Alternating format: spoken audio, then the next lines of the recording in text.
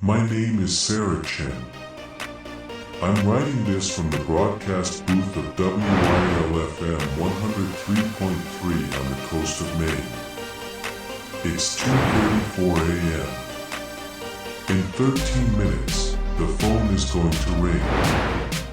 I know because it's rung at exactly 2:47 a.m. every night for the past 12 nights.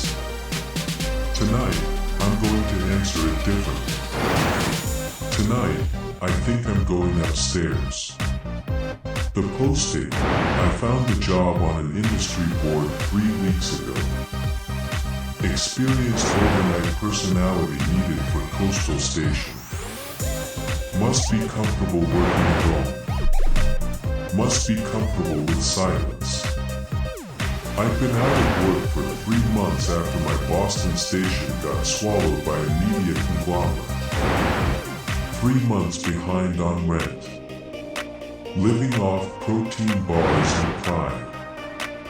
So when a station manager named Richard Voss called me back within the hour, I didn't ask why the station didn't appear on any FCC registry, or why I couldn't find it on a single broadcast map.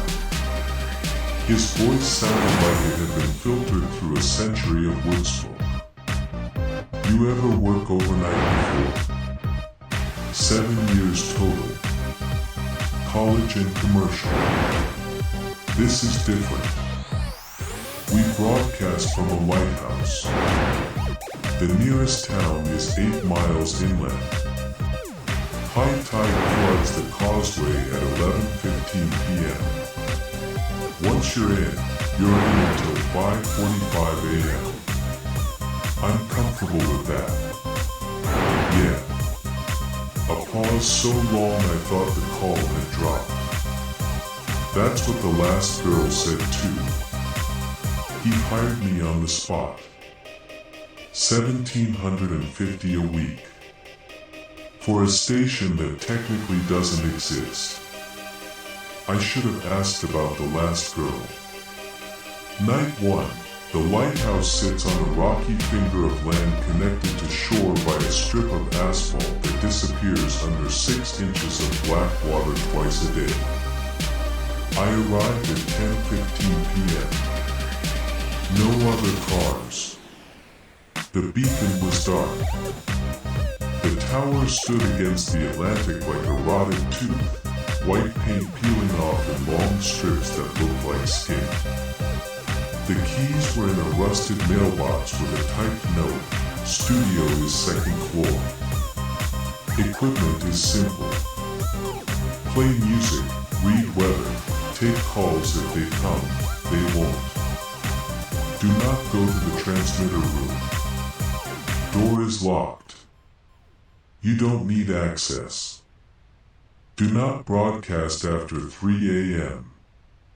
Dead air is acceptable. Static is acceptable. Just stop talking at 3. RV, I climbed the spiral staircase. Metal steps, each one ringing like a bell in a throat. The studio was a time capsule of bulky monitors, sliding faders that smelled like ozone, a microphone that looked like a silver pill, and a rotary phone with a cord thick as a garden hose. On the desk, a coffee mug with Elena faded on the side. A pair of headphones with Mark scratched into the plastic band. Things left behind by people who stopped needing them. At the back of the room, an industrial metal door. Padlock. Transmitter room. Authorized personnel only. At 10:55, I heard the ocean swallow the causeway. The sound was enormous and final, like a tune being sealed. At 11 p.m., I went live. Good evening, night owls. You're listening to WYL-FM 103.3. I'm Sarah Chen, and I'll be keeping you company until dawn. I played the first song.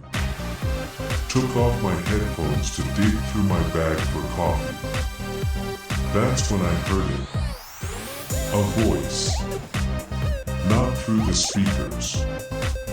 From above me. From behind the locked metal door. A man, warm and unhurried. Good evening, night owls. You're listening to WYAL-FM 103.3. I'm Vince Hollow, and I'll be keeping you company until dawn. My exact words. My exact pacing. My exact inflection. In a voice made of velvet and old electricity. Coming from a room that was padlocked shut. The voice I stood at the base of the staircase leading up to the transmitter room. The air was colder here. It smelled like brine and copper. Old, exhausted electricity. The voice continued overhead. Phone lines are open tonight. You've got stories, I've got time. Let's talk. Then music. Not my playlist. Johnny Cash, hurt, but the recording quality was wrong. Too clean. Like it had been remastered yesterday. I climbed 3 steps. Pressed my ear to the metal door. The music was clear. The voice was clear. And underneath both, breathing. Slow. Patient. The breathing of something that had been. Waiting for a very, very long time. I knocked. Hello. Is someone up there?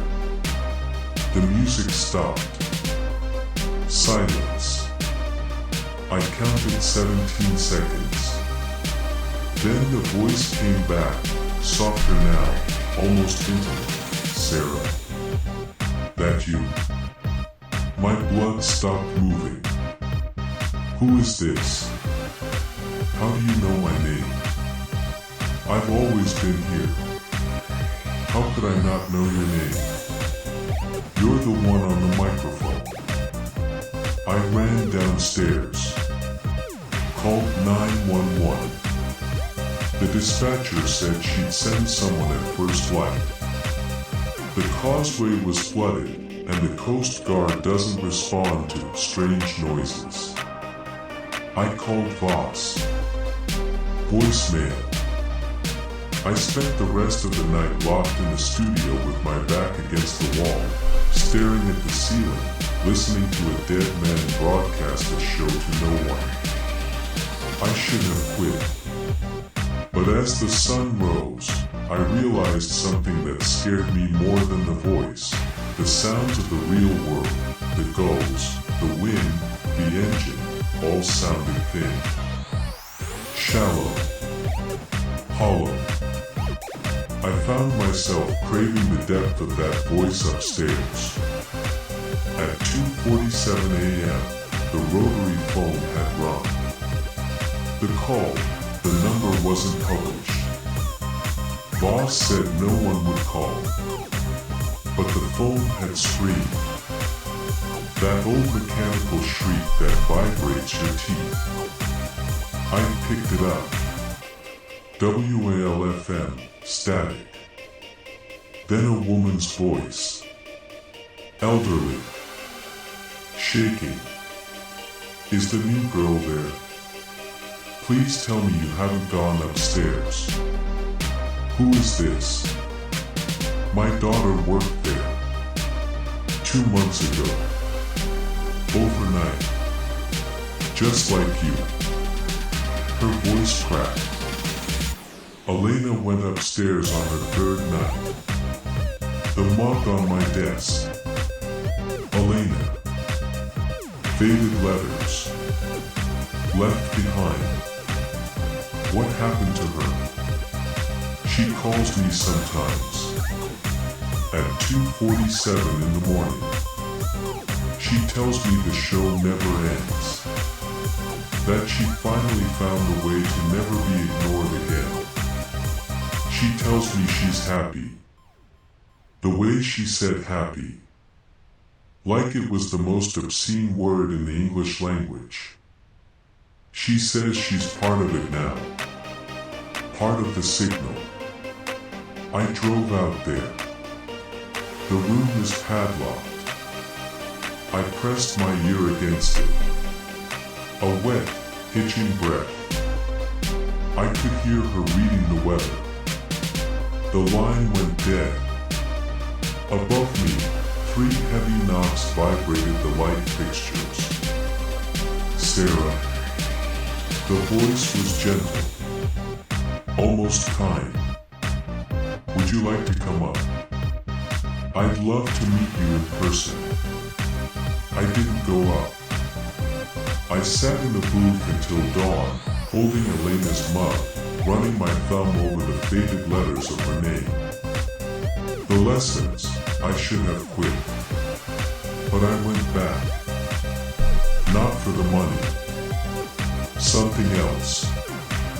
Something I didn't want to admit. By night 4, fear had morphed into a sick, professional obsession. In 7 years of broadcasting, I had never heard anyone as good as Vince Holland. The pacing, the warmth, the way he made silence feel like an invitation instead of an absence. I started talking to the ceiling during the long instrumental breaks. Vince, how are you doing that? There's no secondary feed. The board says I'm the only one live. The music upstairs cut out. The silence was heavy, vibrating in my sinuses. Then his voice came through the studio monitors, so intimate it felt like he was standing an inch behind my ear. I'm what happens when a voice refuses to stop, Sarah. Every DJ who sat in that chair before you left a frequency behind. A piece of themselves trapped in the copper wiring. I just gathered the pieces. That's not possible. I want to show you something. Listen. He played a recording. A woman reading a marine weather forecast. The voice was mine. Identical in every tremor, every lisp, the way I clicked the end of temperature. But she was reading a forecast dated October 1974. 15 years before I was born. That's digital manipulation, I whispered. I don't collect voices, Sarah. I anticipate them. I've been practicing being you since before your parents met. Every person who was ever going to sit in that chair, I've been rehearsing them for decades. I should have been horrified. Instead, I asked, what else can you teach me? That was my mistake. Or maybe it was my purpose. Over the next week, think.